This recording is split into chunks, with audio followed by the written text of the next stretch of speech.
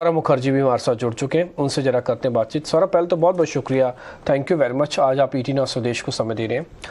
Overall वैसे मैं आपसे स्टॉक स्पेसिफिक पता करूँ तो मैं आपको जो टॉप होल्डिंग्स चेक कर रहा था उसमें बजाज के फाइनेंस आपकी होल्डिंग में है सर।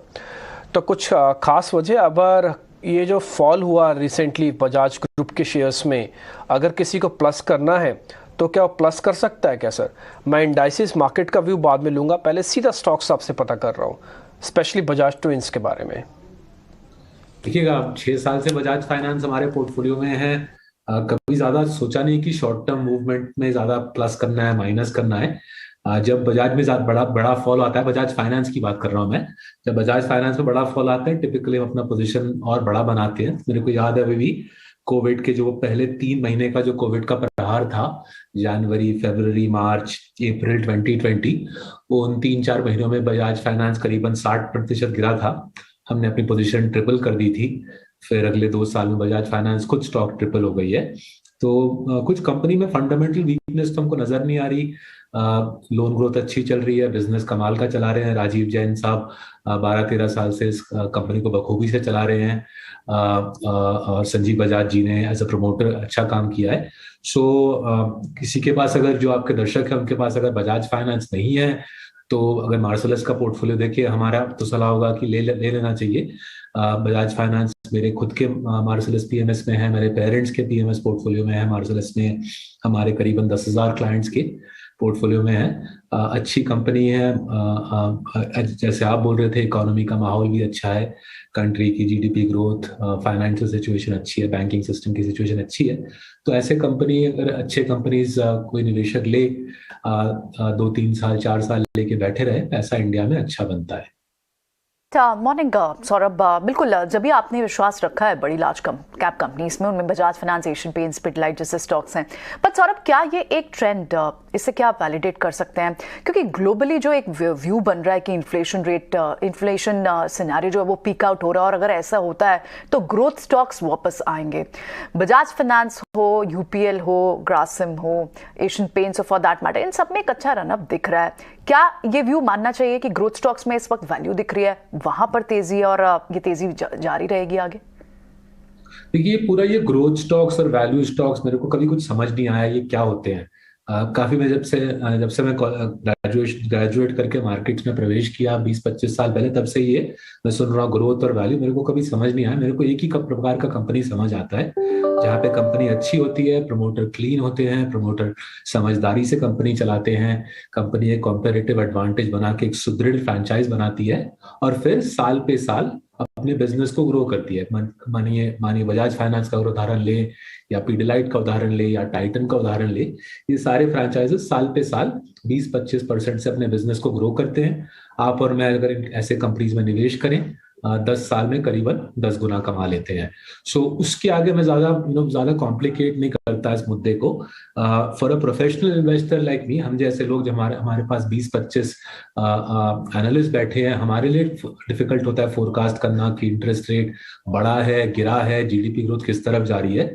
आपके दर्शकों के लिए तो इम्पॉसिबल है ये मैक्रो पूरा सिचुएशन को सुलझा के निवेश करना। सबसे आसान तरीका इंडिया में अच्छा कमाने का है, अच्छे क्लीन कंपनीज में निवेश कीजिए, जहां पे प्रमोटर ने अच्छा काम करके दिखाया आपको लास्ट 10 साल में। कंट्री की हालत अच्छी है, जैसे आप सबको पता है।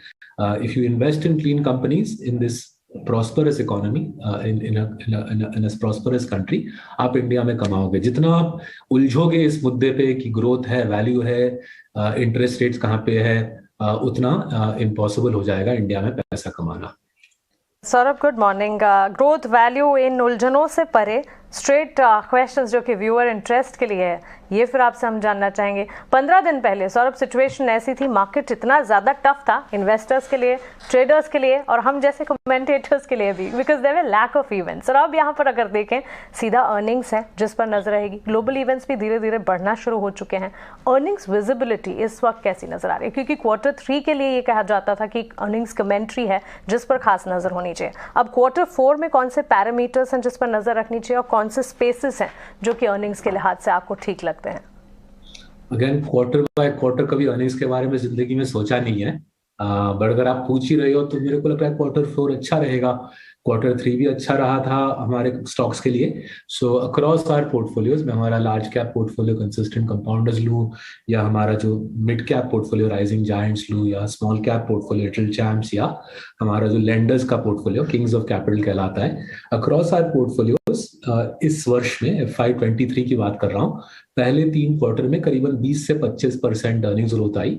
और हमारी उम्मीद है फुल ईयर FY23 तो चारों के चारों क्वार्टर अगर ऐड कर दें FY23 का, करीबन 25% अर्निंग्स ग्रोथ दिखेगा।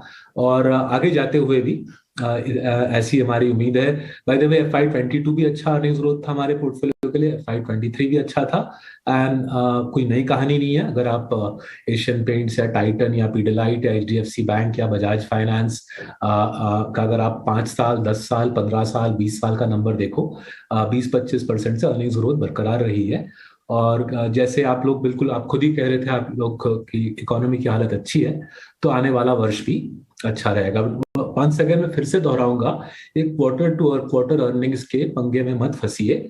जितना आप शॉर्ट टर्म में फंसोगे, जितना आप macro movement quarter to quarter earnings के धागों में फंस जाओगे, उतना पैसा बनाना मुश्किल हो जाता है।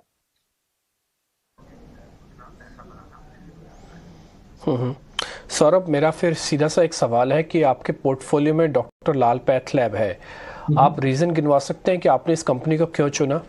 हम भी आश्वस्त हो जाएंगे। हाँ जी, ये पोर्टफोलियो में हमारे कुछ 5 साल से हमारे पोर्टफोलियो में है। लास्ट ईयर जून जुलाई में हमने पोजीशन डबल कर दिया। जो पैथ इंडस्ट्री है करीबन $10 बिलियन की इंडस्ट्री है, करीबन $2 बिलियन ही ऑर्गेनाइज्ड प्लेयर्स के हाथ में है। तो मेट्रोपोलिस, डॉक्टर लाल जैसे प्लेयर्स केवल $2 बिलियन 20% ही शेयर है। जो मॉम एंड पॉप शेयर है, जो इनफॉर्मल सेक्टर है पैथ इंडस्ट्री का, वो धीरे धीरे दब रहा है, खत्म हो रहा है। और जो बड़े ऑर्गेनाइज पैथ प्लेयर्स हैं जैसे कि डॉक्टर लाल, वो अग्रसर हैं, वो आगे बढ़ रहे हैं, उनकी मार्केट शेयर भी बराबर आगे बढ़ रही है। एक लास्ट ईयर एक हवा चला था कि नए generation technology oriented path players आगे बढ़ रहे हैं। वो हवा में हमको कुछ सब्सटेंस नहीं लगा। टेक्नोलॉजी ओरिएंटेड पैथ प्लेयर्स का पैसा खर्च हो चुका है, उनकी दुकान बंद हो रही धीरे धीरे। अब जैसे मैं बोल रहा था, जो छोटे प्लेयर्स हैं, mom and pop path players हैं, वो भी खत्म हो रहे हैं। Doctor Lal is the strongest player in the sector. सबसे ज्यादा ग्रॉस मार्जिन, सबसे ज्यादा ROC डॉक्टर लाल ने खुद पिछले 30 वर्षों में और लास्ट 12-13 साल में ओम मनचंदा साहब ने इस कंपनी को खूब आगे बढ़ाया है। जो इनकी कैश फ्लो है वो आज कोविड से पहले के मुकाबले ज्यादा है। Business itself is growing at 11-12% excluding COVID revenues. Gross margin, operating margin Covid के पहले के मुकाबले से ज्यादा है।